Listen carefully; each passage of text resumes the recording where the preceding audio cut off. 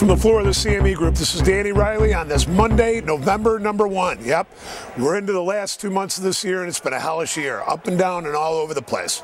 But we're gonna get right to this morning. When we got up this morning, the S&P was up 6 handles and back and filled throughout the overnight session, and then when we got down to the floor, it opened up at the 86 level. After that, slight pullback, and then right up to 93, even last Monday's Globex high. Since then, we pulled back down to like the 88 level, rallied back up to 90-ish, and then just sold off again, just back under the 87, 88 level. It's pretty quiet down here, and we suspected it would be. In the equity report on the Mr. Top Step equity report that we wrote, it was titled Quad Monday, and the reason it's Quad Monday is because of all the different things that are going to be going on this week. One, it's Mutual Fund Monday, which has been up out of 13 out of the last 14, I believe, and you guys can correct me on that if I'm wrong. And it's also the first day of the new month, and there's a lot of money going in and all over the place. In crude oil, you can see it in the commodities, you can see it in the gold market and the metals, and you can see it in stocks.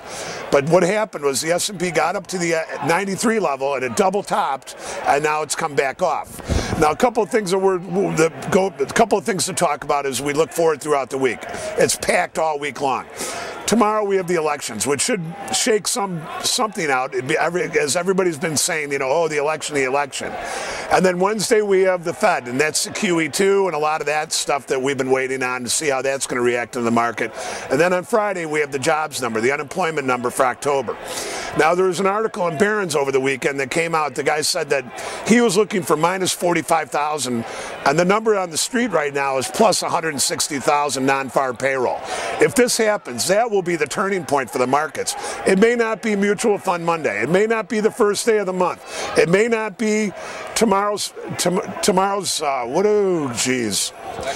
election, I'm sorry, and it may not be Wednesday's Fed meeting, but it very, very well could hinge on Friday's jobs number.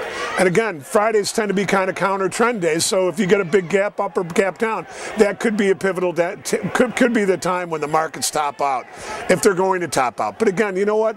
What if nothing happens? What if things continue going the way they are? Right now, we're just off contract highs, the highest we've been since, I think, April. And the markets are not really letting up. The back and fill stuff that we've seen that has made the market go up for the last two months, is still 2.5 months, is still with us. So, point in case here, we're not here to fight City Hall. The markets are firm again this morning. We think that later in the afternoon, they spent a lot of money to get them up in the morning. They'll probably have some money left in the afternoon to keep them up a little bit. We'll see you tomorrow with another Mr. Top Step update.